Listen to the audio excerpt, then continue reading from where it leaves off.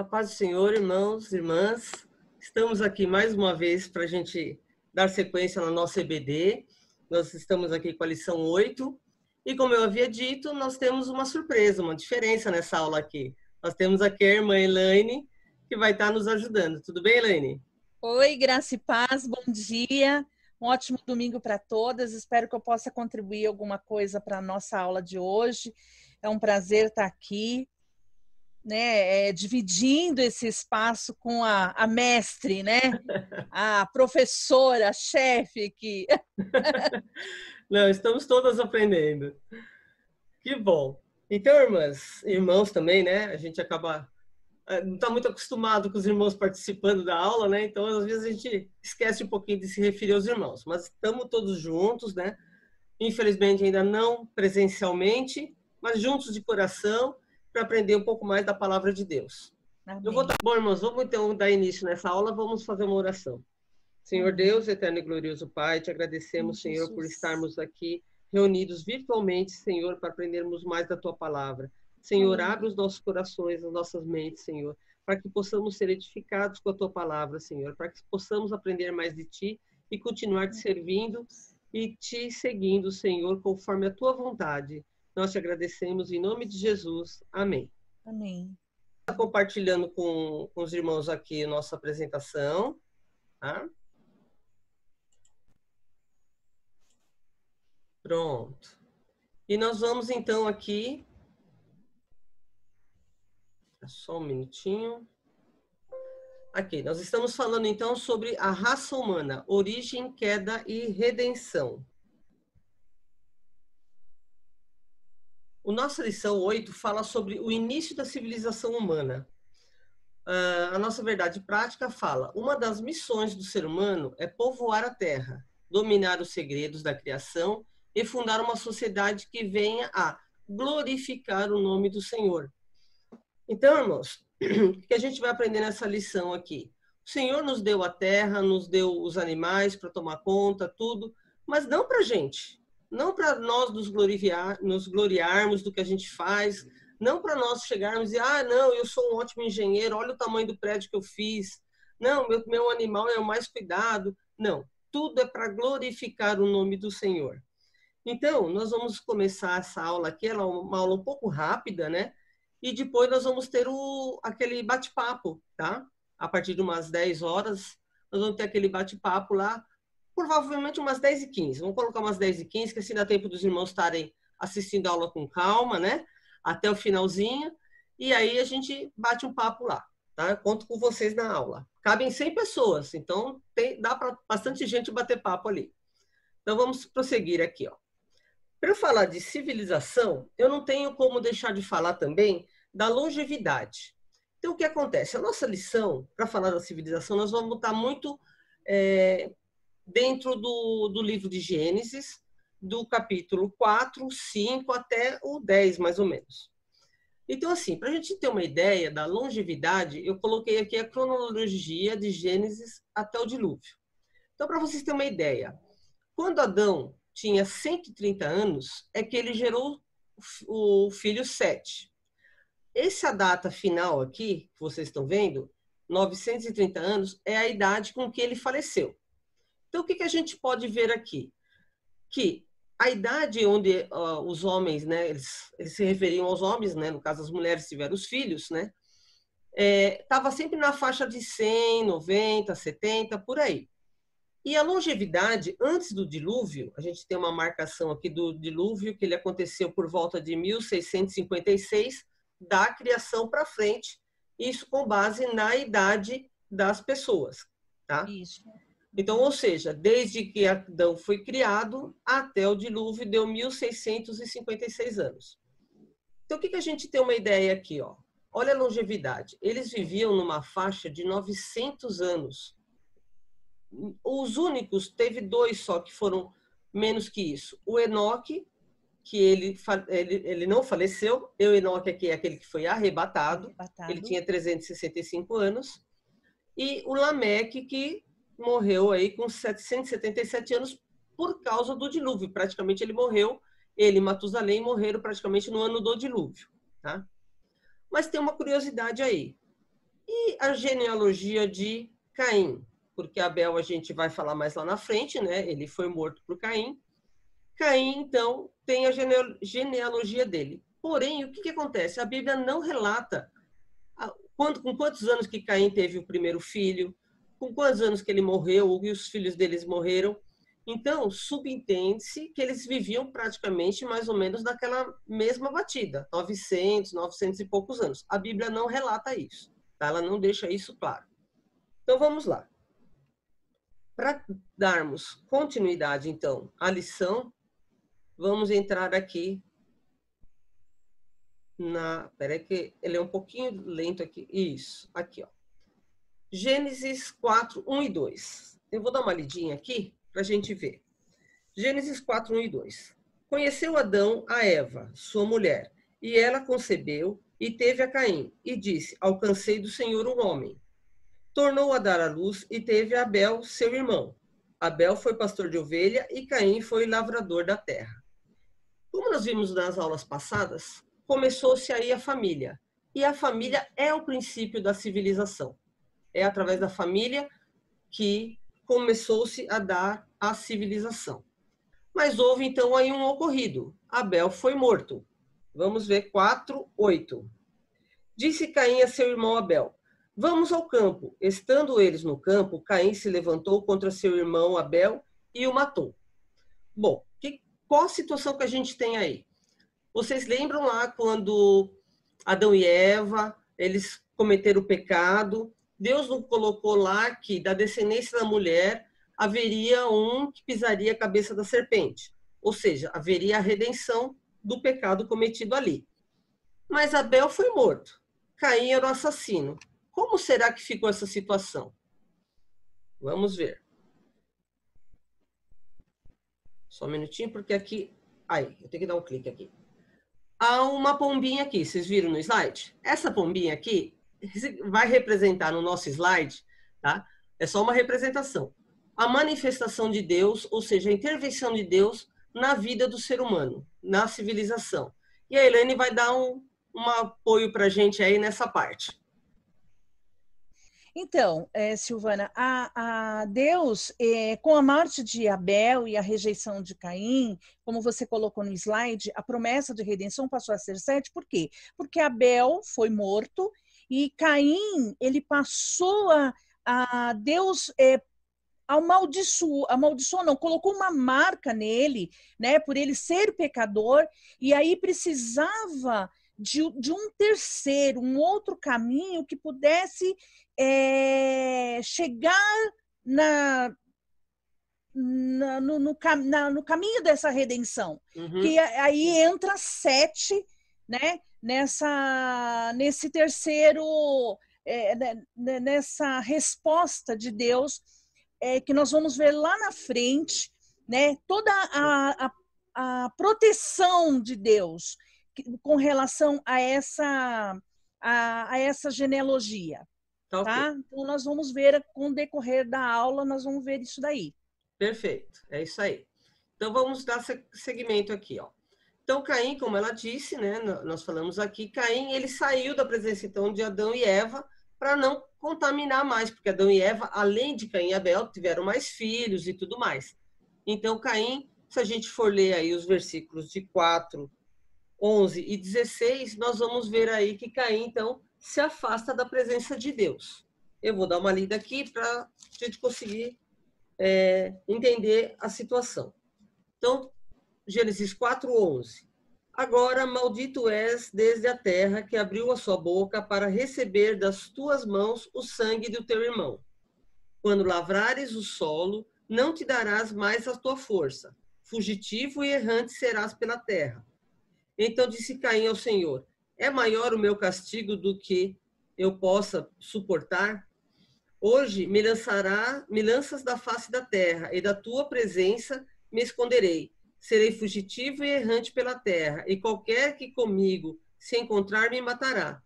O Senhor, porém, lhes disse: portanto, qualquer que matar a Caim será vingado 7 vezes. E pôs o Senhor um sinal em Caim, para que não o ferisse quem quer que o encontrasse. Então saiu Caim da presença do Senhor e habitou na terra de Nod, ao oriente, ao oriente do Éden, tá? Então nós vimos aí essa providência de Deus, né, Elaine, que Isso. afasta o Caim da presença da família, para que não seja contaminada a família com o pecado. Ele saiu do meio da família, ele saiu casado, né, com uma das irmãs. Então ele saiu e vai para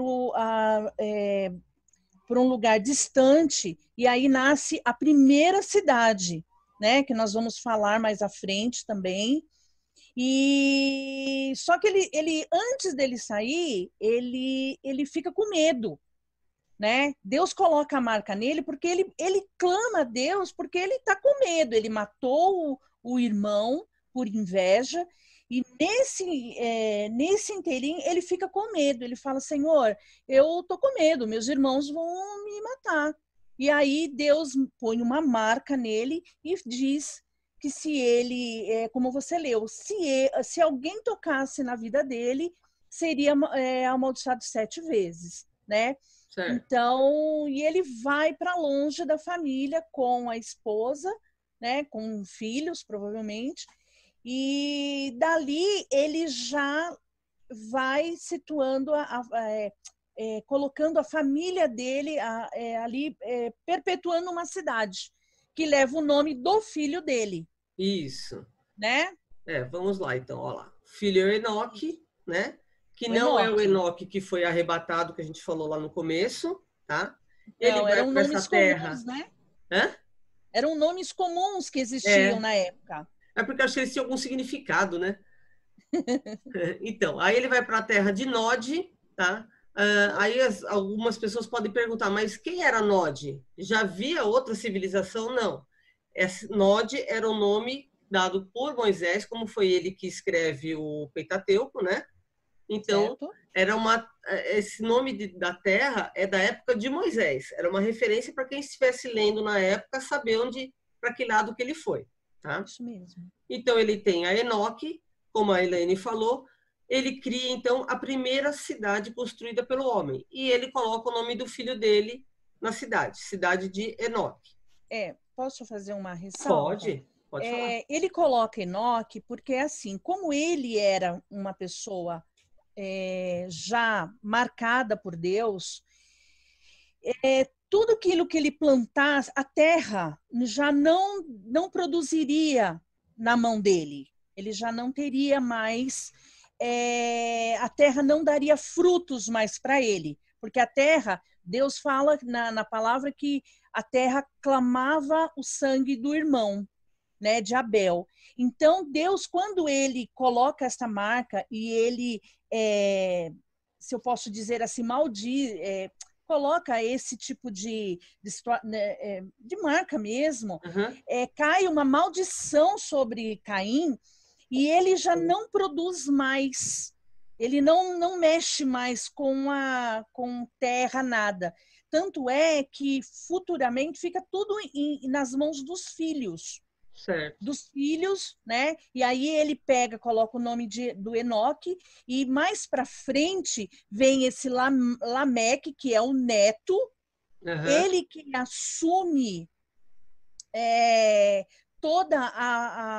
depois de Enoque, é ele que assume toda a responsabilidade da terra, né? E aí ele faz ele tem as historinhas, né, dele, porque ele é um homem mau, né? Ele é então, um homem vamos ver muito aqui. mau. Quer ver? Vamos mostrar aqui o que acontece. Primeira coisa, ele casa com 2 mulheres, o que já é uma coisa contrária à vontade do Senhor. Porque lá em Gênesis 2, quando Deus fala lá com Adão, né, que ele fala da criação, ele coloca lá: então da costela que o Senhor Deus tomou do homem, formou uma mulher, e trouxe ao homem. Disse o homem: então é agora osso dos meus ossos e carne da minha carne.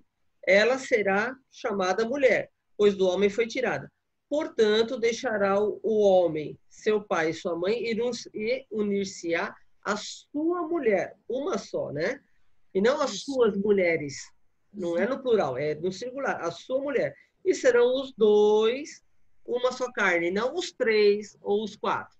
Então, Lameque, ao casar-se com Ada e Zilá, ele já pratica a primeira poligamia. E nós vimos aí também que ele é um homem violento, que nem a Helene falou. Helene, você quer dar uma lidinha aí no Gênesis 4, 23 e 22, 4, 23 e 24? Você quer que eu leia ou eu quer que eu leia? Gênesis 4. Isso, o 23 e o 24. O que é isso, enquanto a Helene está localizando aí? É um ato que ele fez, e ali é como se fosse um cântico. Ele está se vangloriando do que ele fez. Gênesis 4, o 23 e o 24. Ok. E disse Lameque às suas esposas, Ada e Zilá, ouve-me. Vós, mulheres de Lameque, escutai o que passo a dizer-vos. Matei um homem porque ele me feriu, e um rapaz porque ele me pisou. 7 vezes se tomará vingança de Caim, de Lameque, porém 70 vezes 7. Isso, ou seja, ele mata ali, né, um homem só porque o homem feriu. E o outro só porque um rapaz pisou, certo? Falou mal, alguma coisa do tipo. Uma coisa significante, ele mata essas duas pessoas e ele se vangloria. Ou seja, se Caim vai ser vingado 7, eu que seja vingado 70 vezes 7. Então, aí nós já começamos a ter uma ideia, né, de como que era aquela civilização da descendência de Caim, uma descendência pecaminosa. Nós vimos, então, que Lameque, com Ada, ele tem 2 filhos, Jabal e Jubal. Jabal, ele era entendido de tendas e gado. Jubal, instrumentos musicais. Ou seja, apesar do pecado, eles eram inteligentes. Eles conseguiam trabalhar com o gado, com instrumentos. Eles criavam os instrumentos musicais, que não é uma coisa simples, né? E Ziná teve a Tubal-Caim. Desculpa, Silvana, eles foram para o lado também da metalurgia, né? Música, metalurgia, exatamente como você está falando. O Tubal-Caim, né? Ele fazia obras de cobre e ferro. Então, vocês imaginam, gente, nós estamos falando de uma época aí, que seja a 7ª geração, de, digamos, quase que 2.000 anos antes do dilúvio, 2.000 anos só de idade, né? De civilização ali. E eles já eram entendidos em tudo isso. Olha como Deus deu a inteligência para o ser humano, né? Porque ali, obras de cobre e ferro, não é que nem hoje. Eles achavam uma pedra no meio do morro lá, e daquela pedra eles tiravam o cobre e o ferro. Como é que eles conseguiram isso? Como é que foi que eles descobriram que daquilo sairia isso, né? Então, assim... É verdade. Apesar do pecado, apesar da civilização ser uma civilização conturbada, eles tinham esse tipo de conhecimento, tá? Então, aí, vamos mais para frente. Olha lá, uma civilização conturbada, pecadora e violenta. Está registrando isso em Gênesis 4, 19 e 24. É onde vai falar aí que nós já lemos aí a respeito do que Lameque fez. Poligamia, violência e tudo mais. Então, agora, nós vamos dar a entrada na genealogia de Sete, que a Elaine falou lá no começo, né? Deus, com a morte de Abel e o pecado de Caim, ele acabou dando Sete como filho para dar seguimento à redenção do ser humano. Olha lá, mais uma coisinha lá, Elaine. O que você traz aí para a gente de Enos? Então, foi como você escreveu aqui, que foi nessa época que os homens começaram a invocar Deus, né? Sete era o 3º filho de Adão e Eva, e ele foi escolhido para a linhagem para chegar até Jesus, né? Então, assim, Adão teve Abel, que foi morto por Caim, ele não teve uma genealogia. Sim. Caim teve a genealogia, porém uma genealogia má, conturbada, como você mesmo falou, desculpa. Uhum. E aí entra o terceiro filho de Adão, que foi Sete. Sete gerou Enos, que gerou também outro que foi Enoque. Esse andou com Deus, né? Enoque, que foi arrebatado, como você também já citou isso. Uhum. Então, veio Matusalém, veio Lameque, depois chegou até Noé. Mas aí eu tô adiantando, né, Silvana? Desculpa. Tranquilo, imagina, tranquilo. É que assim, é uma história, né, que a classe já sabe, a classe já conhece, né? São só alguns detalhes que a gente vai trazendo aí para a gente estar alinhando aí, para a gente estar conhecendo a mão de Deus na civilização, né? A gente vai ver que Deus não deixou a civilização desamparada. Isso Ele não mesmo. deixou o homem desamparado. Por mais que o homem seja pecaminoso, como a gente viu lá na descendência de Caim, Deus não deixou o homem desamparado. Ele estava sempre ali presente e tomando alguma atitude. Então, nós vemos aí ele Enos. sempre interviu, né? Sempre interviu, isso. Você vê, em Enos, se a gente lê lá em 4:26, está falando lá. A Sete também nasceu um filho, a quem pôs o nome de Enos. Foi nesse tempo que os homens começaram a invocar o nome do Senhor. Então, aquele papel que seria de Abel passa a ser agora da linhagem de Sete, e através de Enos, a partir desse momento, o homem começa a buscar a Deus novamente, né?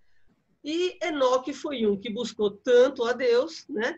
Que nós vimos lá naquela cronologia, que ele com 365 anos, Deus o levou para si, né? Então, de certo, ele tinha um contato tão íntimo com o Senhor, que o Senhor deve ter pensado, eu vou tirar ele da terra, deixa eu já trazer ele para mim, que ele é um servo aqui, um amigão, então eu já vou recolher para ele não ficar sofrendo lá, não. Mas é isso aí. Então, Enoque foi arrebatado pelo Senhor. Quer ver? É uma passagem gostosa de ler. É conhecida, mas vamos dar uma lidinha. 5:22 até o 24. Andou Enoque com Deus depois que gerou a Matusalém, ou seja, ele já tinha gerado o filho dele, Matusalém. 300 anos e gerou filhos e filhas. E foram todos os dias de Enoque 365 anos. Andou Enoque com Deus e já não era, porque Deus para si o tomou. Oh, glórias, né? Coisa maravilhosa isso. Já pensou? Você ser tão querido assim para Deus e Deus já ter arrebatado ele, né?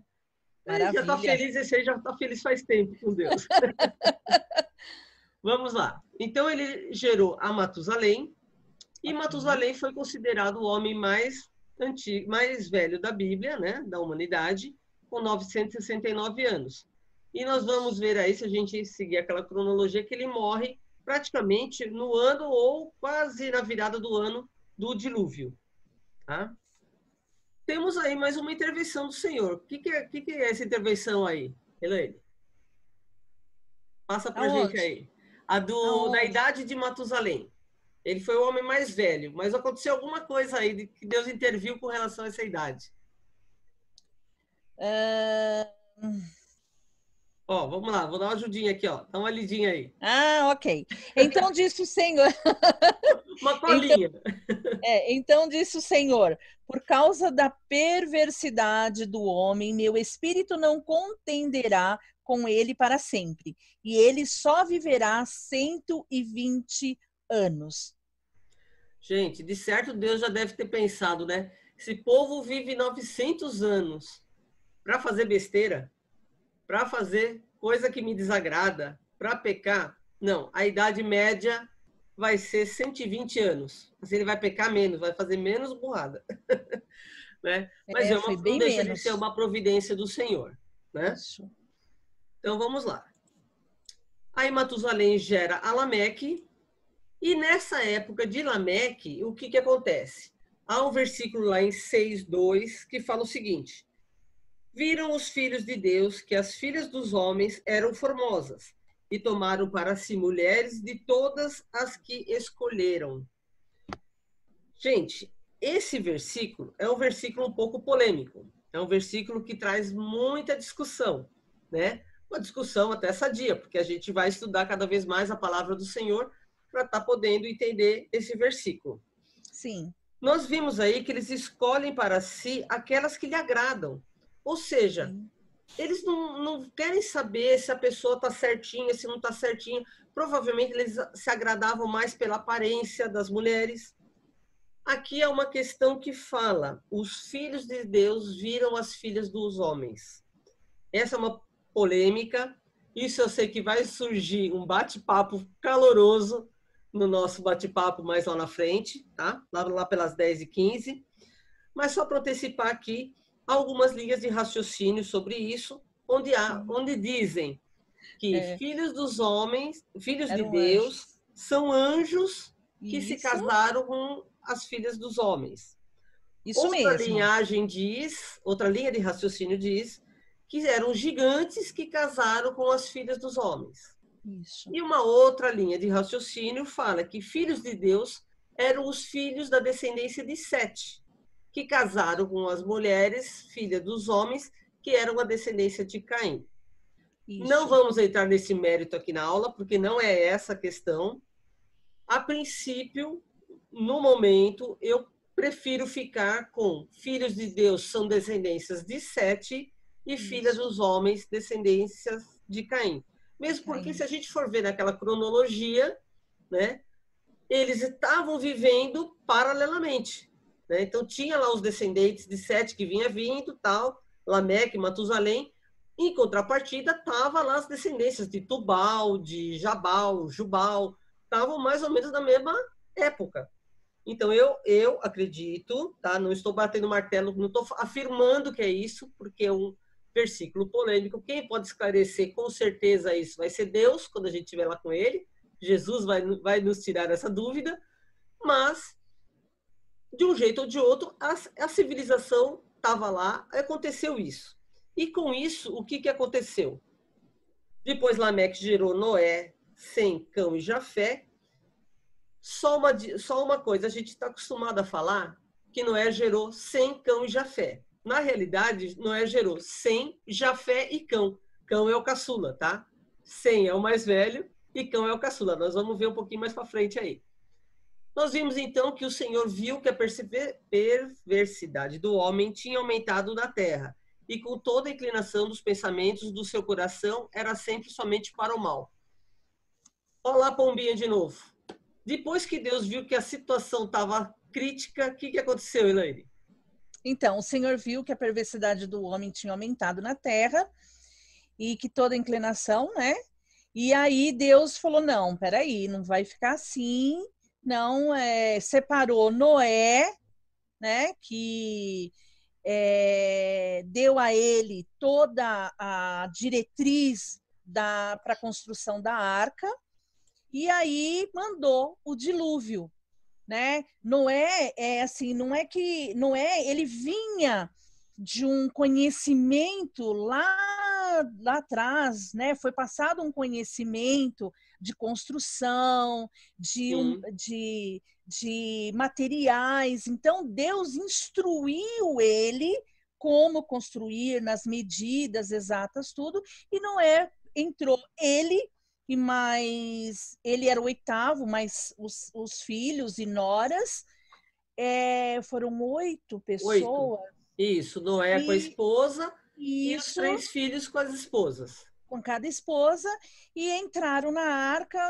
com os animais, né? Um Sim. casal de cada animal, e ali Deus mandou o dilúvio. Certo. Então, agora vamos ver o que acontece, então, após o dilúvio, tá? Então, só haviam os 8, né? E Noé, então, ali, como a Elaine falou, ele tinha conhecimento de construção, de várias coisas. A gente viu que as civilizações tinham entendimento desses tipos de coisa, né? E Noé, então, ali, ele trabalhava com agricultura. Então, ele plantava vinha. Aí, o que ele fez? Daquelas plantações, ele acabou se embebedando. E bêbado, o que ele faz? Ele arranca a roupa e cai deitado na tenda dele lá nu, né? Que está lá em Gênesis 9, de 20 a 23. Aí, o que acontece? Vamos dar uma olhadinha lá? Gênesis 9, de 20 a 23. A gente pulou aí todo o comentário do dilúvio, né? Porque não é o ponto da lição. Então, 9 de 20 a 23. Está aqui, ó. E começou Noé a cultivar a terra e plantou uma vinha. Bebeu do vinho, embriagou-se e descobriu-se no meio da sua tenda. E Cão, o caçula, pai de Canaã, vendo a nudez de seu pai, fê-lo saber fora seus dois irmãos. Então Sem e Jafé tomaram uma capa e puseram-na sobre os ombros e indo virados para trás, ou seja, estavam indo de costas, né? Cobriram a nudez de seu pai, tendo os rostos virados, de maneira que não viram a nudez de seu pai. Gente, olha a situação. Noé já estava bem idoso, porque ele teve o Sem com 500 anos já, né? Então ali ele já tinha para mais de 600 anos. Acontece uma situação dessa. O cão, em vez de pegar e ir lá, cobrir, viu que estava nu, já pegasse e cobrisse o pai. Não, sai correndo para ir fofocar. Né? Depois fala que mulher que faz fofoca, né? Foi ele lá fazer fofoca com os irmãos que o pai estava nu. Então, os irmãos, quando vão de costas para não ver a nudez do pai, o Sem e o Jafé, cobrem o pai. Quando Noé fica sabendo disso, o que acontece? Ele amaldiçoa a descendência de Cão, ou seja, amaldiçoa Canaã. Gênesis 9, 25 e 27. Deixa eu ler aqui. Ó. Maldito seja Canaã, servo dos servos sejam os seus irmãos. Vamos prestar atenção aqui, porque isso aqui faz muita diferença lá na frente. Então vamos lá, de novo. 25. Maldito seja Canaã, servo dos servos seja aos seus irmãos. Disse mais, bendito seja o Senhor Deus de Sem, seja-lhe Canaã por servo. Alargue Deus a Jafé, habite ele nas tendas de Sem, e seja Canaã por servo.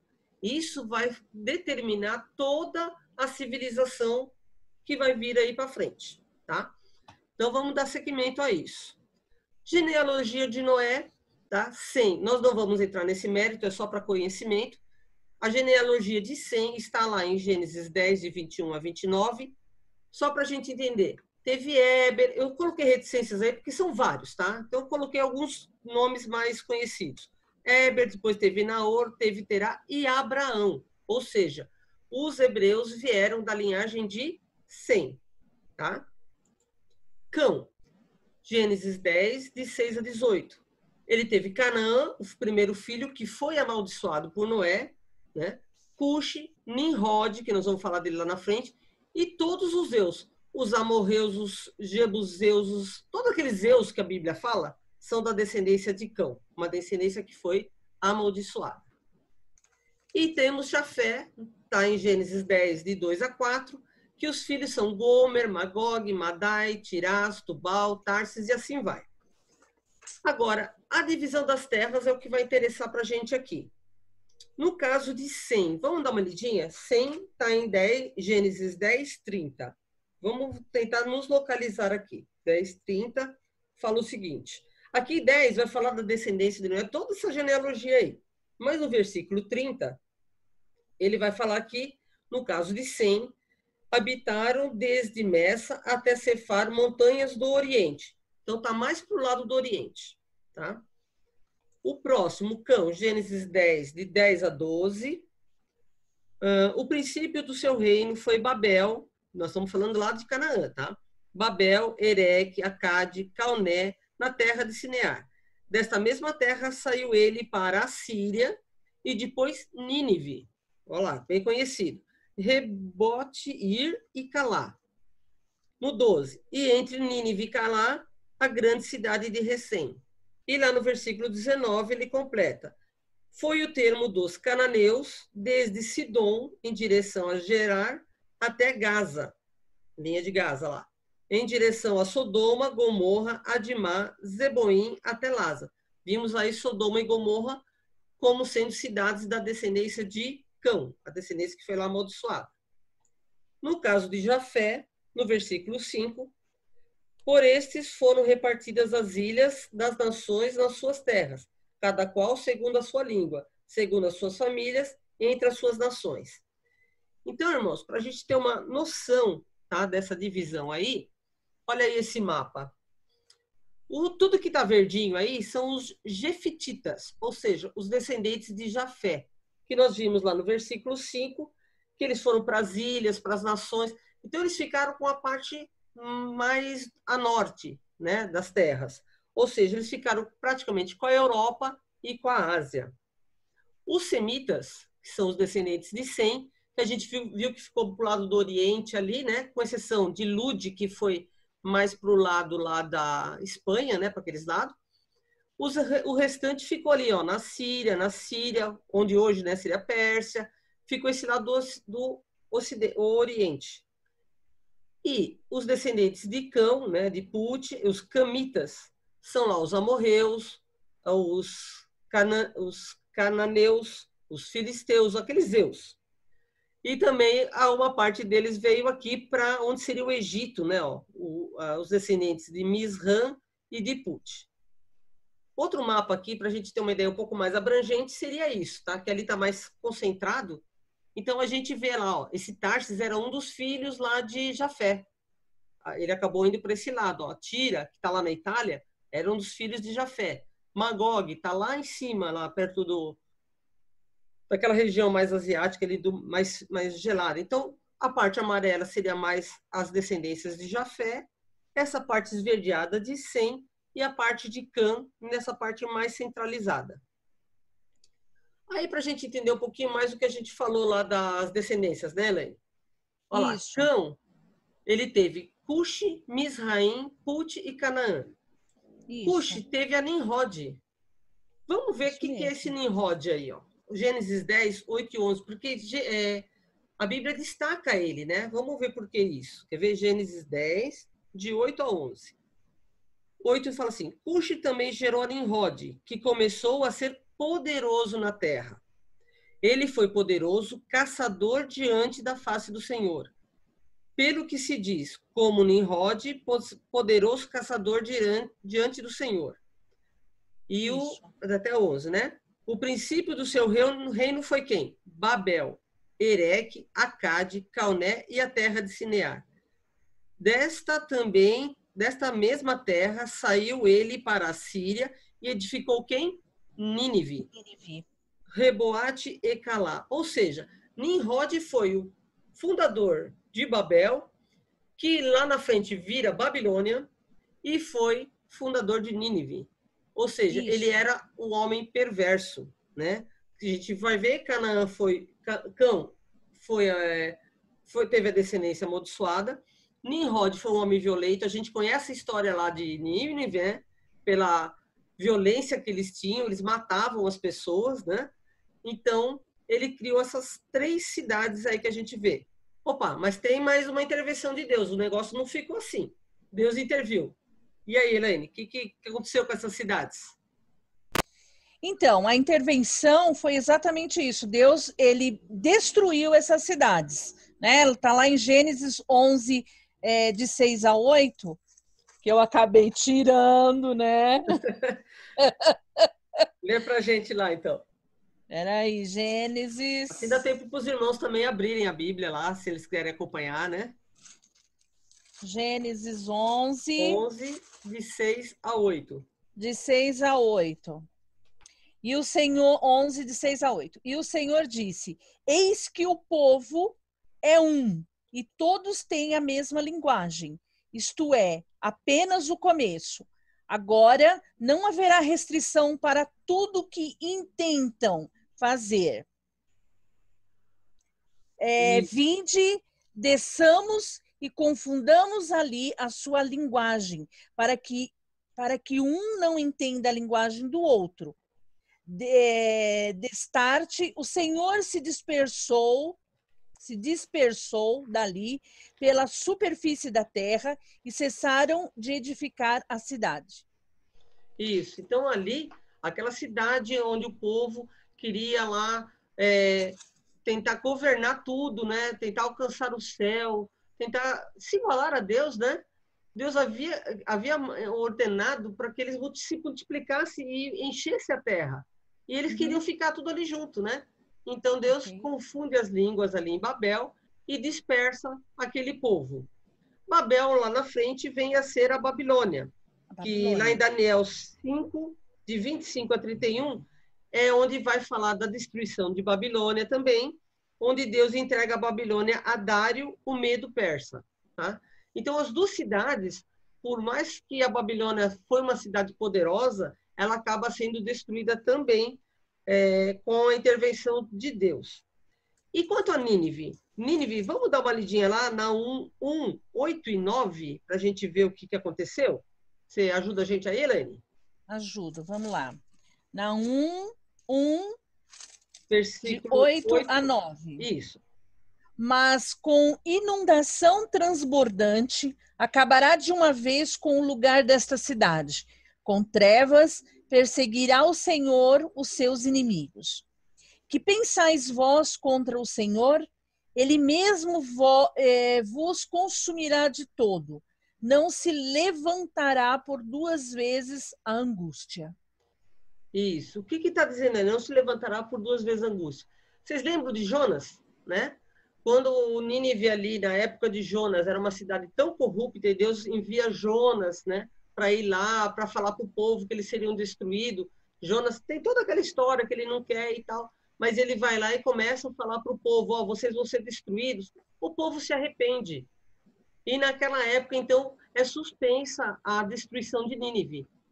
Porém, Nínive volta a se corromper novamente, as pessoas voltam, a civilização volta a ser ali perversa, e Naum está falando aí. Nínive, então, é destruída após 200 anos, da primeira vez que ela foi avisada da destruição. Após 200 anos, ela é destruída pelos medos e babilônicos.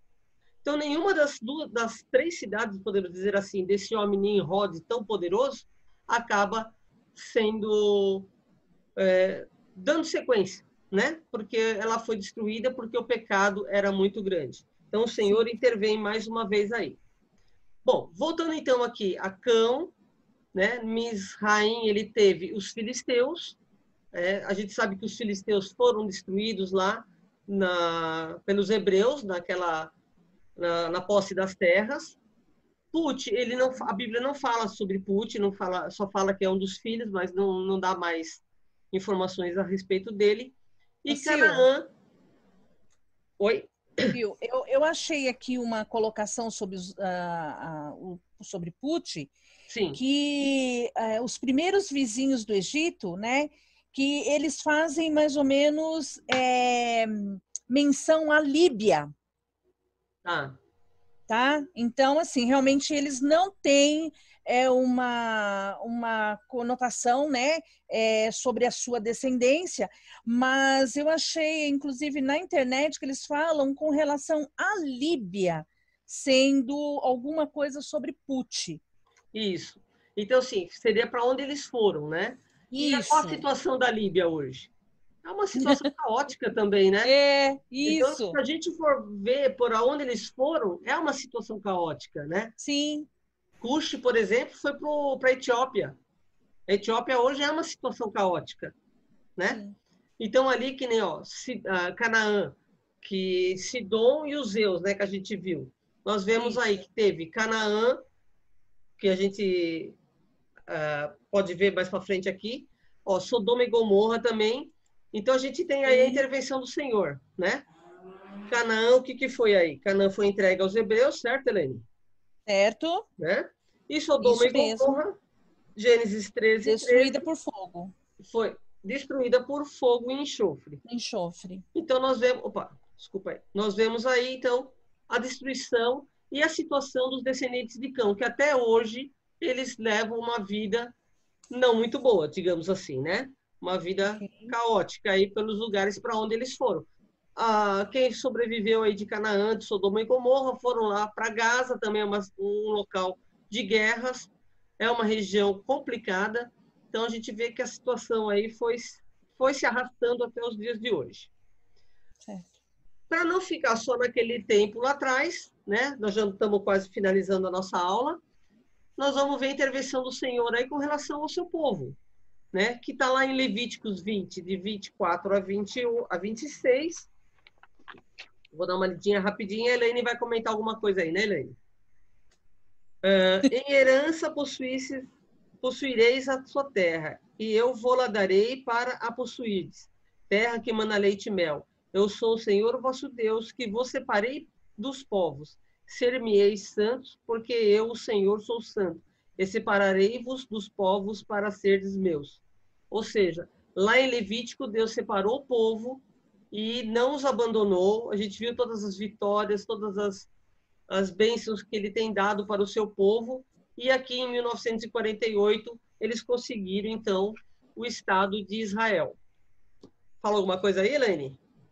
O que a gente vê é que desde 7 para cá, a promessa do Senhor ela tem sido viva. Sim. O Senhor, ele desde 7 para cá, o Senhor tomou conta de todo um povo, de toda a linhagem, para que Jesus nascesse, né? Então, Deus, ele se preocupou com isso, com o nascimento de Jesus. Então, precisava de um povo para que ele fosse protegido, né? Até então, não tinha ainda passado por Abraão, mas quando Deus ele determina que Abraão teria a sua descendência abençoada, ali começou o ataque de Satanás, né? Para minar exatamente a descendência para chegar até Jesus. Mas desde 7, a preocupação de Deus em manter o povo, em instruir, em levar, a intervenção de Deus foi total. Ele agiu desde o começo até a vinda de Jesus, Deus agiu ali, né? E a partir de então, ele providenciou, ele entrou no dilúvio, ele interviu no dilúvio, ele interviu na Babilônia, ele interviu como é que eu posso explicar? Em muitas Sim, partes ele ali, nunca né? abandonou, né? Ele nunca abandonou. Ele estava sempre ali. Ele poderia muitas das vezes estar quieto, né? Como Isso a gente vê mesmo. até naquele período, né, de Malaquias, do Antigo Testamento com o Novo Testamento, né?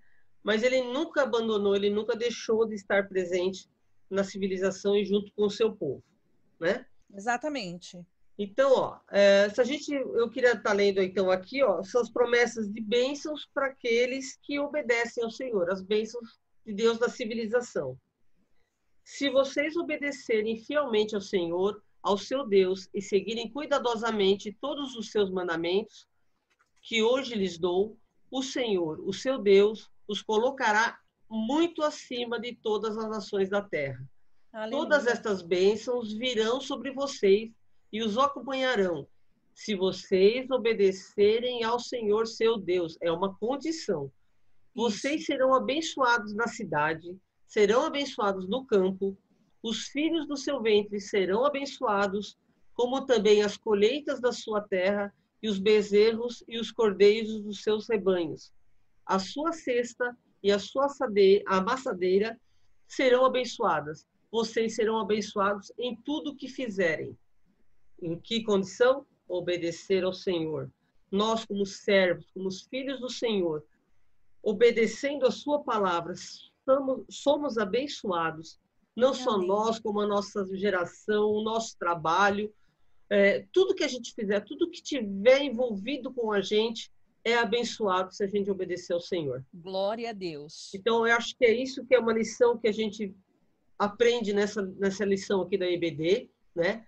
Que a obediência é o principal. A gente viu que quem desobedeceu foi afastado, foi amaldiçoado, saiu perdendo, mas aqueles que serviram ao Senhor, que seguiram ao Senhor, foram abençoados. Amém. Então, agora, como nossa conclusão, Elaine, você quer ler para a gente aí? Ok.